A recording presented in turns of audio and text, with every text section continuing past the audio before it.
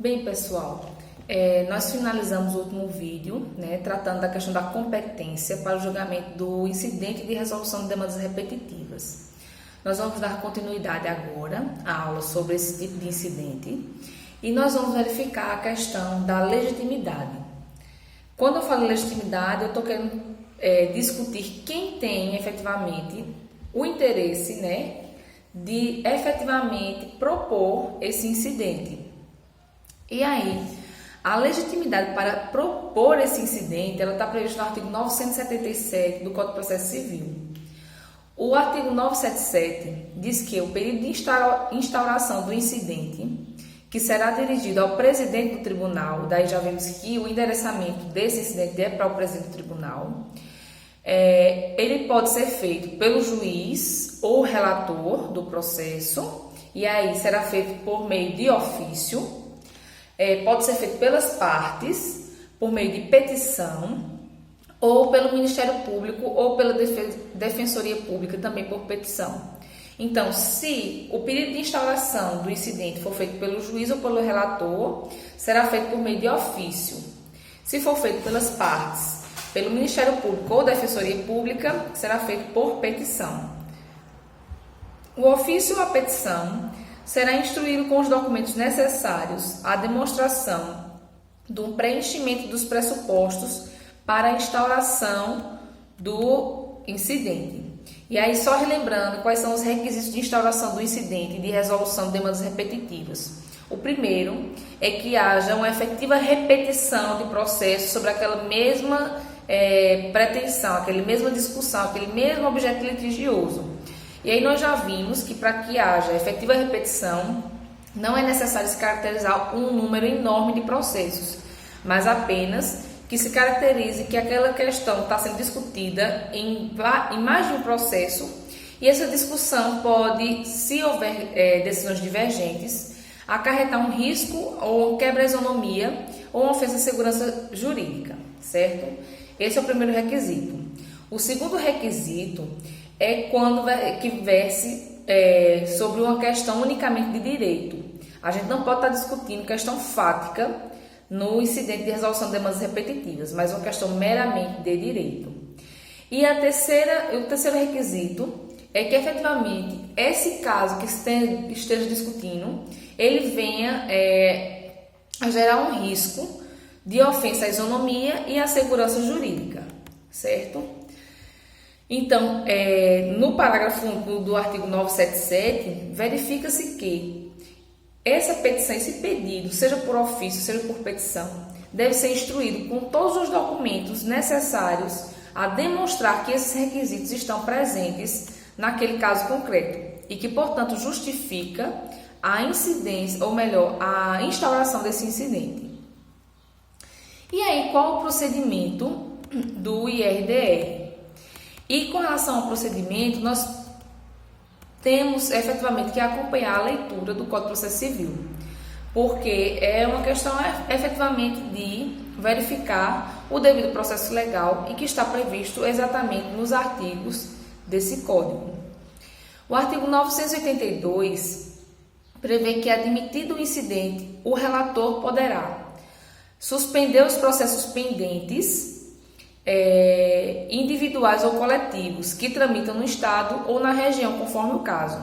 Então, verifiquem que, pela leitura desse inciso primeiro, diz que o relator suspenderá os processos. Então, verifique-se que não é uma faculdade do relator, mas sim uma obrigação. Isso por um motivo muito simples, porque o objetivo desse incidente é justamente uniformizar a jurisprudência para que os diversos juízos eles não profiram decisões divergentes sobre um mesmo caso prático. Então, obviamente, se eu pego um tipo de demanda para, julgando aquele caso concreto, eu fixar uma tese que deverá ser seguida pelos demais juízes que estão submetidos a mim, nada mais coerente do que suspender os processos em que esteja ocorrendo aquela discussão, para que, quando fixar a tese, se aplique aos demais processos. Então, a primeira coisa que o relator deve fazer quando receber o incidente Lembrando que quem faz o juízo de admissibilidade desse incidente não é o relator, mas o órgão colegiado, certo? Então, a primeira coisa que o relator faz quando ele pega o incidente, que já foi feito o juízo de admissibilidade, é suspender os processos que estão pendentes, sejam eles individuais ou coletivos, e que tramitem no Estado ou na região, certo? Para que sejam julgados após ulterior fixação da tese. Segundo, o relator poderá requisitar informações a órgãos em cujo juízo tramita processo no qual se discute o objeto do incidente, que as prestarão no prazo de 15 dias. Então, o relator pode efetivamente requisitar essas informações para que efetivamente os juízos onde tramita o processo que foi selecionado para servir como o leading case ou a causa piloto para o julgamento, preste as informações necessárias para que o incidente tenha seu andamento normal. A terceira coisa que o relator deve fazer é intimar o Ministério Público para querendo manifestar-se no prazo de 15 dias. Então, nós verificamos aí a necessidade de participação do Ministério Público. Quando ele não for parte, ou seja, quando o Ministério Público não fizer o requerimento para a instauração do incidente, o Ministério Público terá que atuar obrigatoriamente como fiscal da lei, certo? Parágrafo 1º. A suspensão será comunicada aos órgãos jurisdicionais competentes. Então, no momento em que o relator ele determina a suspensão de todos os processos que estejam tramitando no Estado, na região, relacionados àquela causa, ele tem que comunicar efetivamente a esses tribunais, a esses órgãos, com relação a essa decisão, certo? Parágrafo 2º. Durante a suspensão, o pedido de tutela de urgência deverá ser dirigido ao juízo onde tramita o processo suspenso, ou seja, foi selecionado a causa piloto, que vai ser julgado pelo tribunal e onde será fixada a tese. Nesse período, os processos que se tramitam em outro juízo serão suspensos. Mas digamos que a parte de um desses processos que está suspenso, ela precisa de uma tutela de urgência. E aí, ela vai requerer essa tutela de urgência não ao tribunal que está julgando o incidente, mas ao juízo que está julgando o processo onde está suspenso, certo? Parágrafo 3º. Visando a garantia da segurança jurídica, qualquer legitimado mencionado no artigo 977, incisos 2 e 3, que aí são as partes, o Ministério Público e a Defensoria Pública, poderá requerer ao tribunal competente para conhecer de recurso extraordinário ou especial a suspensão de todos os processos individuais ou coletivos em curso no território nacional que versem sobre a questão objeto do incidente já instaurado. E aí, esse caso é quando as partes, o MP ou a Defensoria Pública, ela vem a requerer ao tribunal. Qual é o tribunal competente para julgar recurso extraordinário? O STF. E o recurso especial? O STJ. Então, esse caso se aplica efetivamente quando, mesmo não tendo ocorrido a instauração do incidente ainda, ou melhor, tendo ocorrido a instauração do incidente, e mesmo não tendo sido suspensa as causas que estejam tramitando no STF ou STJ sobre aquela mesma matéria, a parte interessada pode requerer efetivamente que se suspenda também os processos que estejam em tramitação nesses tribunais superiores, que seria o STF e o STJ, certo? Porque se o incidente foi instaurado no TJ de Pernambuco, obviamente ele suspenderá os processos que estão tramitando nos juízos singulares de Pernambuco e não jamais os processos que estejam em tramitação no STF e no STJ, mesmo que eles decorram de um processo que se originou do Estado. Então, nesses casos, ocorrendo o caso, por exemplo, uma demanda foi julgada pelo juízo de Pernambuco, um juiz de primeiro grau, recorreu-se, foi para o Tribunal de Pernambuco, recorreu-se, foi para o STJ. Enquanto está tramitando esse recurso especial no STJ, se instaurou um incidente de resolução de demandas repetitivas no TJ de Pernambuco para resolver uma lide que verse sobre aquela mesma matéria que está sendo discutida nesse processo que já subiu para o STJ. Então, obviamente, o TJ de Pernambuco não tem autoridade de pedir a suspensão dos processos que estão no STJ, e sim a suspensão dos processos que tramitam nos juízos singulares de Pernambuco.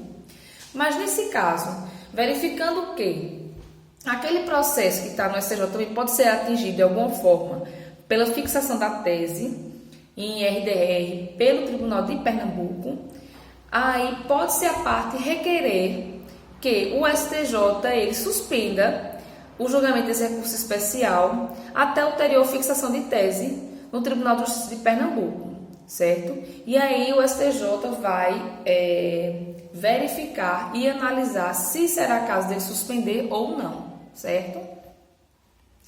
Parágrafo 4º.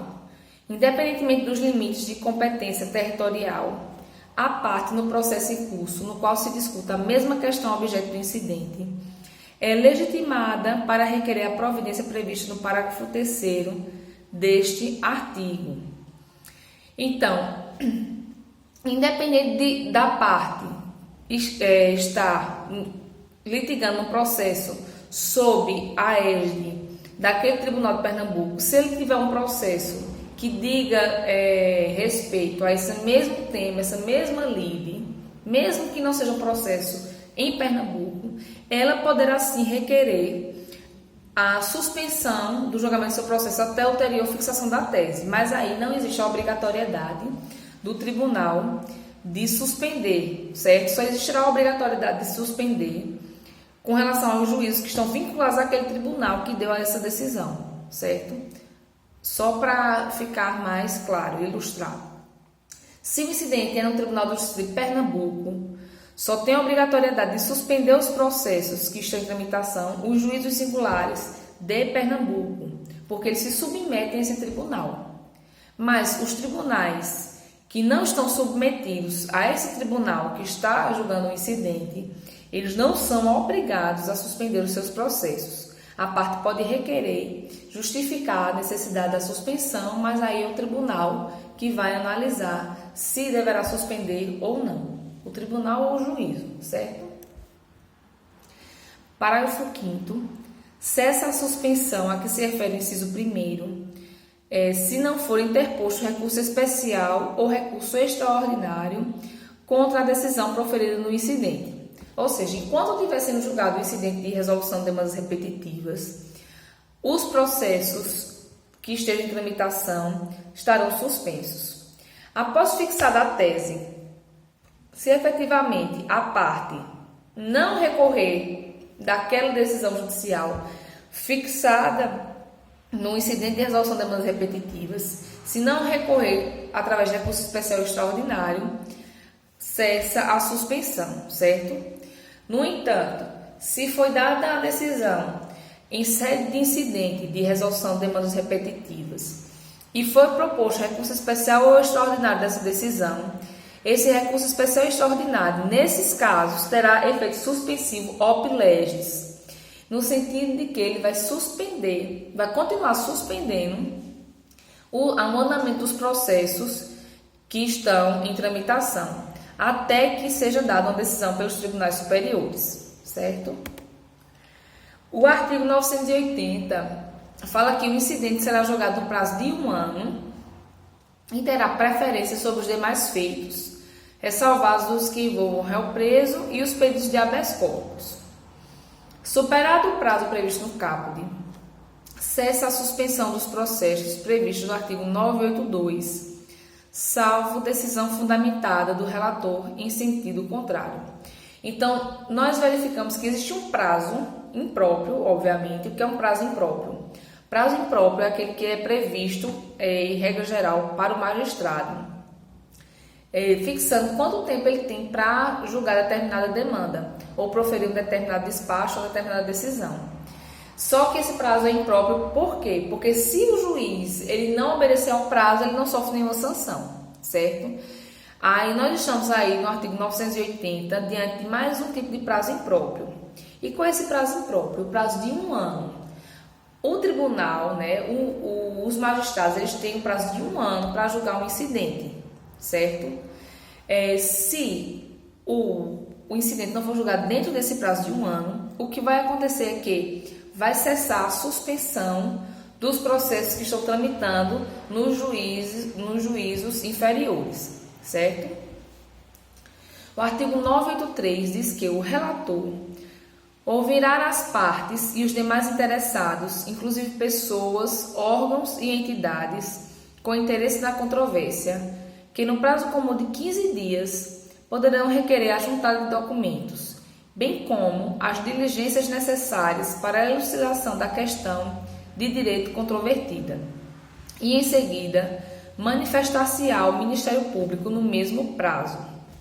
Então, no artigo 983, a gente verifica que a importância desse incidente, né? Demonstra-se aí efetivamente que estamos diante de um caso que vai gerar repercussões para além das partes daquele processo, né?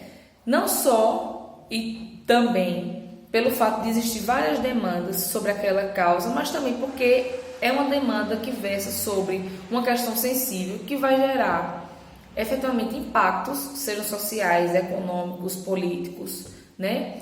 E diante dessa constatação, o Código de Processo Civil previu que nesses casos desses incidentes, o relator ele pode ouvir, além das partes, os demais interessados, que seria um conceito que se aplica de amicus curiae, né? Que nós vemos nos controles concentrado de constitucionalidade, no Supremo Tribunal Federal, acho que vocês já estudaram sobre isso.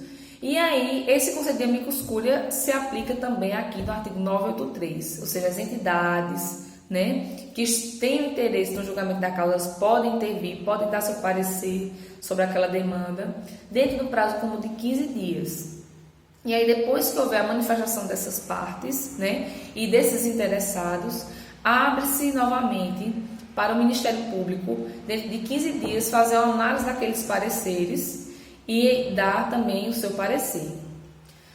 Parágrafo 1º diz que, para instruir o incidente, o relator poderá designar data para, em audiência pública, ouvir depoimentos de pessoas com experiência e conhecimento na matéria. Concluídas as diligências, o relator solicitará dia para o julgamento do incidente. Então, veja a importância do julgamento desse incidente. É possível até, inclusive, designar audiência pública, né, sobre o tema que está sendo discutido, para que as pessoas que têm interesse possam efetivamente discutir aquele tema e dar seus depoimentos sobre aquela matéria, para que haja um julgamento mais correto e mais justo possível.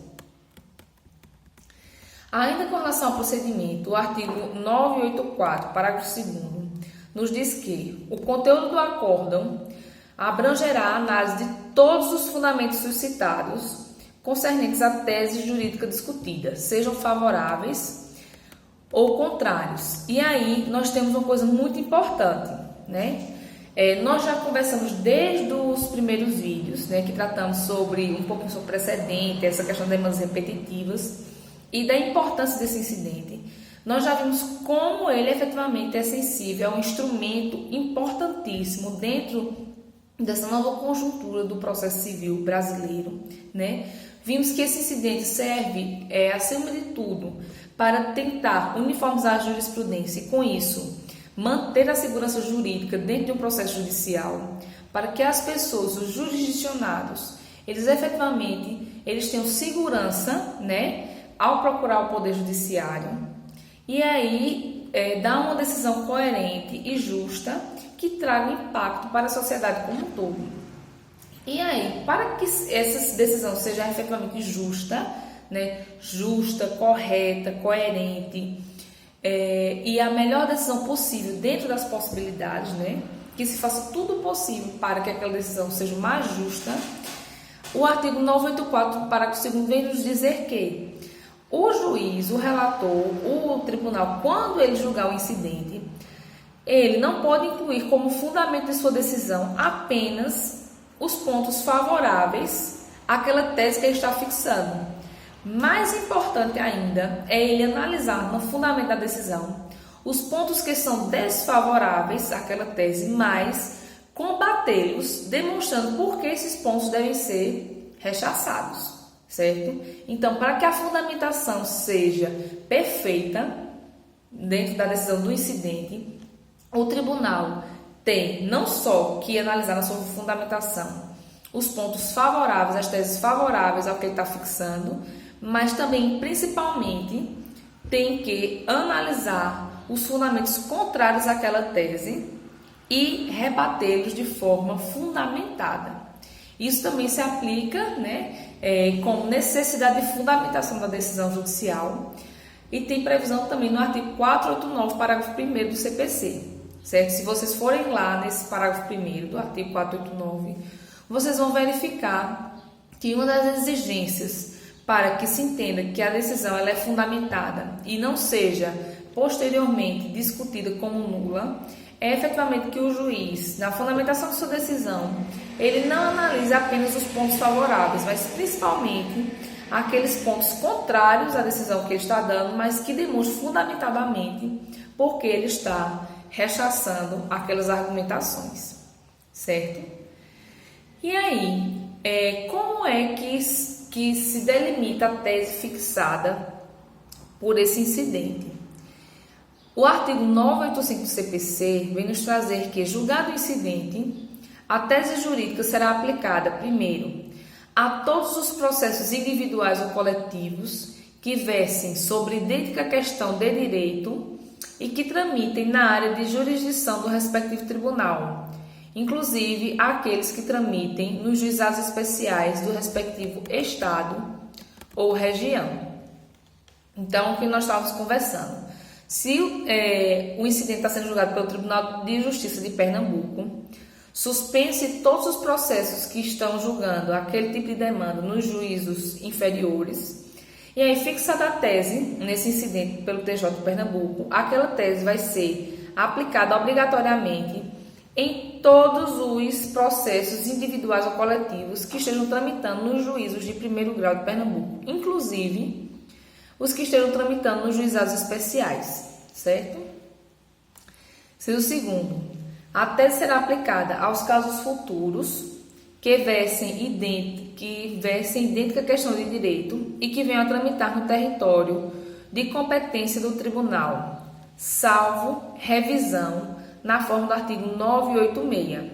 Então, essa tese jurídica ela vai se aplicar aos processos que foram suspensos e que estão pendentes de julgamento e também aos processos que venham a ser propostos futuramente dentro daquela região que está delimitada sob a competência daquele tribunal, certo? Então, vai se aplicar a tese do TJ de Pernambuco aos processos que estão suspensos, esperando para serem julgados, quanto àqueles que forem propostos posteriormente nos juízos de Pernambuco, certo? Que também sofrerão a incidência dessa tese, salvo nos casos de revisão da tese, que ocorre nos termos do artigo 986 do CPC, que nós veremos também daqui a pouco. Parágrafo 1º do 985 diz que, não observada a tese adotada no incidente, caberá reclamação. E nós já vimos o que é reclamação, né? Reclamação entende-se que a natureza jurídica dela é de uma ação autônoma de impugnação à decisão judicial. Tem que ser proposta discutindo uma decisão que ainda não transitou em julgado. E aí, tem como objetivo justamente garantir a autoridade da decisão do tribunal ou garantir e preservar a competência desse tribunal. Então, se existir uma tese fixada em IRDR e essa tese não está sendo aplicada pelos juízos de primeira instância, cabe à parte entrar com a reclamação do tribunal para dizer que a autoridade de sua decisão fixada no incidente não está sendo verificada pelo juízo de primeiro grau. E aí, nesse caso, efetivamente, o tribunal ele vai determinar que a decisão que ele fixou seja aplicada, certo?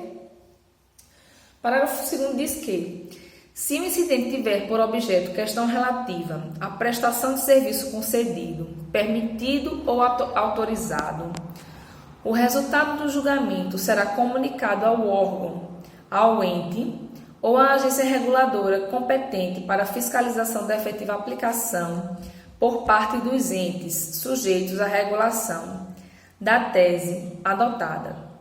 Então, se a questão que foi objeto do incidente versar sobre questão de prestação de serviço concedido, permitido, autorizado, certo? O que é um serviço concedido, permitido, autorizado? É um serviço público, né? Que a administração pública, ela faz um contrato administrativo com particulares, certo? Para que eles forneçam, ofereçam aquele tipo de serviço. E aí pode ser por meio de concessão, de permissão ou de autorização. Isso daí vocês estudam em direito administrativo, quando estudam contratos administrativos e serviços públicos, certo? E aí, nesse caso, versando aquela decisão de incidente sobre esses tipos de serviços, aí tem também que ser comunicada ao órgão público ou à agência reguladora competente sobre aquele serviço, a ANEEL, né? Anatel, ANAC. Ela tem que ser comunicada que teve aquela decisão para que ela possa efetivamente regular e fiscalizar aquela prestação de serviço público da forma correta, certo? O artigo 986 prevê que a revisão da tese jurídica firmada no incidente far-se-á pelo mesmo tribunal, de ofício ou mediante requerimento dos legitimados mencionados no artigo 977, parágrafo 3º, certo? E aí nós vemos o quê? O que é a revisão de tese jurídica? A revisão da tese jurídica foi fixado uma tese no IRDR e passou muitos anos aplicando-se aquela tese. Só que houve modificações fáticas, né? No mundo real, porque o direito a gente sabe que são construções, né? Construções, seja de texto normativo, seja de norma individualizada por decisão judicial. E aí essas normas, elas são feitas e construídas para ser aplicadas no mundo real. E por vezes o mundo real eles modifica, né? Geralmente, né, o que nós acompanhamos é a modificação do mundo real.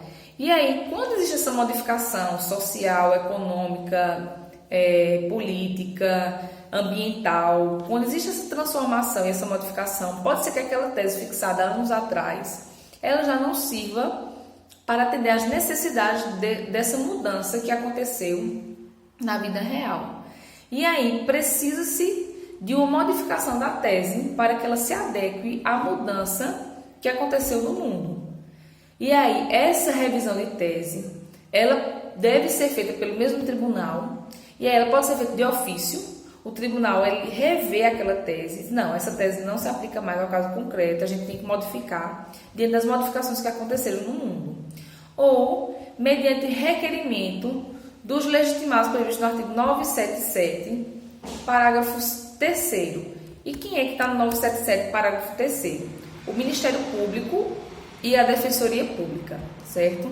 Então, podem requerer a revisão de tese, pode ser feita de ofício pelo próprio tribunal ou a requerimento do Ministério Público ou da Defensoria Pública. O artigo 987 prevê que, do julgamento de mérito do incidente, caberá recurso extraordinário ou recurso especial, conforme o caso. Recurso extraordinário, se a fixação de tese for sobre uma questão de direito constitucional, não uma questão constitucional, e recurso especial se for uma questão infraconstitucional, certo? O parágrafo 1º diz que o recurso ele terá efeito suspensivo, a gente já viu, que vai ser o único caso que recurso especial extraordinário vai ter efeito suspensivo op legis, certo? Ele vai continuar suspendendo os processos que estavam suspensos em seu andamento nos juízos inferiores, presumindo-se a repercussão geral de questão constitucional eventualmente discutida. Então, aí a repercussão geral, a gente vê também que é um caso de presunção de repercussão geral e que não precisa a parte comprovar essa repercussão, porque se já estamos falando de um incidente de demanda repetitiva, né, já se comprova efetivamente aí a repercussão geral, porque ela vai para além das partes que estão incluídas naquele processo. Parágrafo 2º apreciado o método do recurso, a tese jurídica adotada pelo STF ou pelo STJ será aplicada no território nacional a todos os processos individuais ou coletivos que versem sobre idêntica questão de direito. Então, veja bem, quando o TJ de Pernambuco ele fixa a tese no IRDR, existe a obrigação dos juízes de primeiro grau de Pernambuco de aplicarem aquela tese, certo? Mas não há obrigações dos juízes do Rio Grande do Norte, do Ceará, do Rio Grande do Sul, de aplicar aquela mesma tese, porque foi fixado dentro do Tribunal de Pernambuco. Mas, digamos que a parte ainda ficou inconformada daquela tese fixada e recorreu para o STF ou para o STJ.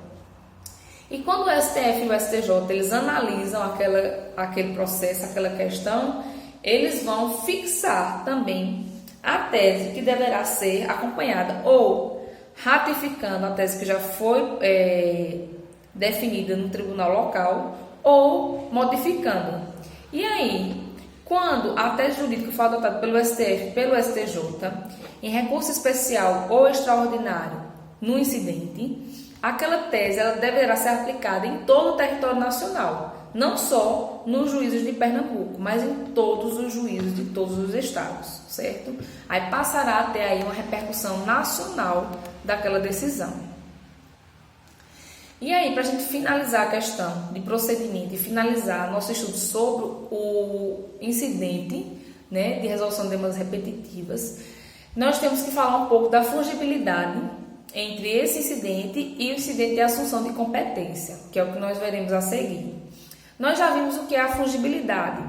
Fungibilidade era um princípio que hoje se transformou em regra porque está previsto expressamente em diversos dispositivos do Código de Processo Civil. A fungibilidade é justamente quando eu ingresso com uma demanda, certo? Mas essa demanda não é a demanda adequada para discutir aquele tipo de questão. E aí, se não houver erro grosseiro, se estiver dentro do mesmo prazo, né, e não existir má-fé da pessoa que ingressou com aquela demanda, o próprio tribunal, o próprio juízo pode converter aquela demanda errada na demanda correta, certo? Já vimos isso na questão dos recursos, né? Quando entra-se com um recurso, por exemplo, especial, e no caso de recurso extraordinário, pode se converter no recurso correto. E aí, isso pode acontecer com relação ao IRDR e o incidente de assunção de competência. O enunciado 702 do Fórum Permanente de Processualistas Civis diz que é possível a conversão de incidente de assunção de competência em incidente de resolução de demandas repetitivas e vice-versa, garantida a adequação do procedimento. Essa previsão também está no enunciado 141 da segunda Jornada de Direito Processual Civil do Conselho da Justiça Federal, que prevê que é possível a conversão de incidente de assunção de competência em incidente de resolução de demandas repetitivas, se demonstrada a efetiva repetição de processos em que se discute a mesma questão de direito. Veja que na segunda jornada se fala da conversão de assunção de competência em IRDR. E no Fórum de Processualistas, né, o Fórum Permanente de Processualistas Civis, diz que é possível tanto a fungibilidade de assunção de competência em IRDR, como de IRDR em assunção de competência. E para a gente entender por que existe essa possibilidade de fungibilidade e qual é o ponto nefrálgico que efetivamente distingue esses dois institutos, esses dois incidentes, nós vamos verificar quando estudarmos os requisitos da assunção de competência no próximo vídeo.